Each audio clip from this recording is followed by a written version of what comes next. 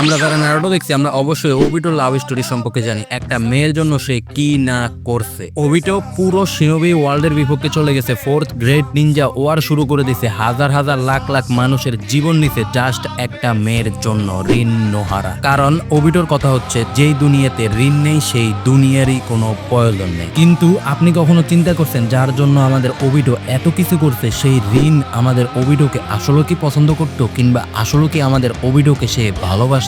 এর জবাব হচ্ছে না। রিন কাকাশিকে পছন্দ করতো এবং কি সে কাকাশিকে প্রপোজ পর্যন্ত করতে চাইছে, কিন্তু আমাদের কাকাশি জানতো ওবিটোর জন্য রিন কতটা দামি। रीन, ओबिटो सच में तुम्हारी फिक्र करता था। तुम उसके लिए खास थी, तुम उसके लिए सब कुछ थी। तुम्हें बचाने के लिए उसने अपनी जान तक दे दी।